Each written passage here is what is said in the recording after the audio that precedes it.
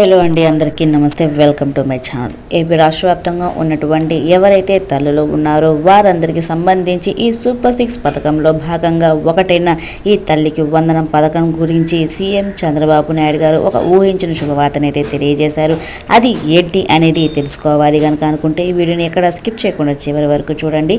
నా వీడియో కనుక నచ్చితే ప్లీజ్ ఒక చిన్న లైక్ చేయండి అండ్ సబ్స్క్రైబ్ చేసుకోండి.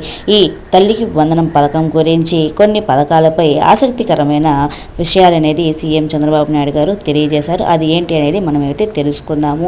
నా వీడియో కనుక నచ్చితే లైక్ చేయండి అండ్ సబ్స్క్రైబ్ చేసుకోండి.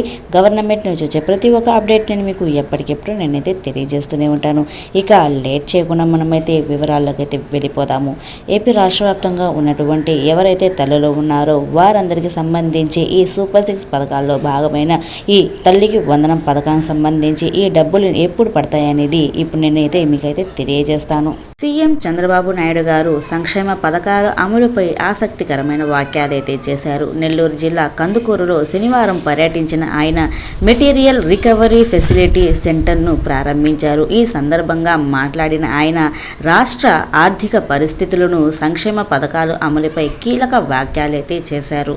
ఇకపోతే కూటమి ప్రభుత్వం అధికారంలోకి వచ్చి 8 నెలల్లోనే పెన్షన్ పెంపు మరియు అన్నా క్యాంటీన్లు, ఉచిత గ్యాస్ సిలిండర్లు వంటి పథకాలను అమలు చేశామని చెప్పి చంద్రబాబు నాయుడు గారు తెలియజేశారు.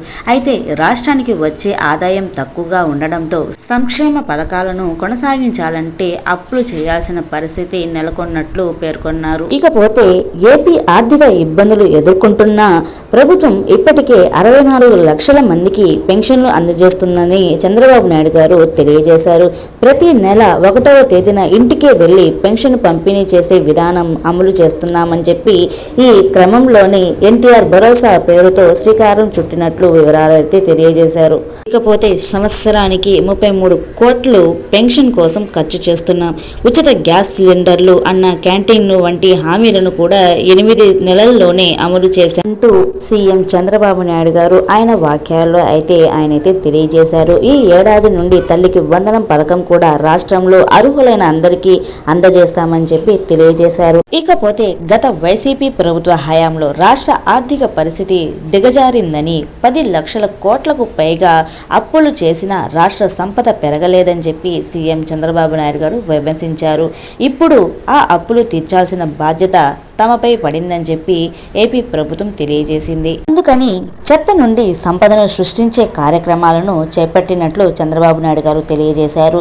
పేపర్లు, బాటిళ్లు రీసైక్లింగ్ చేయడం ద్వారా గ్రామాలను పరిశుభ్రంగా ఉంచడం ప్రభుత్వం ప్రాధాన్యమని పేర్కొన్నారు. ఈ కార్యక్రమంలో సర్పంచుల పనితీరును ఆధారంగా చేసుకొని ప్రోత్సహిస్తామని చెప్పి రాష్ట్రంలో అక్టోబర్ 2 నాటికి చెత్త లేకుండా చేయాలని చెప్పి మున్సిపల్ శాఖ మంత్రి నారాయణకు బాధ్యతలు అప్పగించారని చెప్పి చెప్పడం అయితే జరిగింది.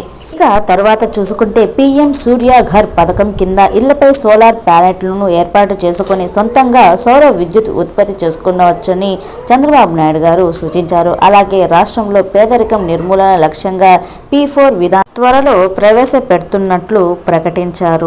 ఏది ఏమైనా ఏపీ ఆర్థిక పరిస్థితి సవాళ్లతో కూడుకున్నప్పటికీ సంక్షేమ పథకాలు ఆగకుండా ప్రజలకు మేలు చేసే విధంగా ప్రభుత్వం ముందుకు సాగుతుంది.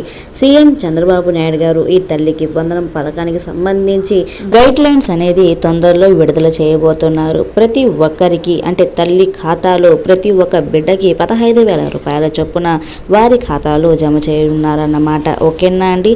ఎవరైతే ఈ వీడియోని చూస్తున్నారో ఈ వీడియో కనుక మీకు కనుక నచ్చినట్లయితే ప్లీజ్ ఒక చిన్న లైక్ చేయండి అండ్ సబ్స్క్రైబ్ చేసుకోండి. గవర్నమెంట్ నుంచి వచ్చే ప్రతి ఒక్క అప్డేట్ నేను మీకు ఎప్పటికెప్పుడు నేనైతే తెలియజేస్తూనే ఉంటాను, అది కూడా జెన్యూన్గా. ఓకేనా అండి? నా వీడియో కనుక నచ్చితే లైక్ చేయండి అండ్ సబ్స్క్రైబ్ చేసుకోండి. Thank you for watching. Thank you so much.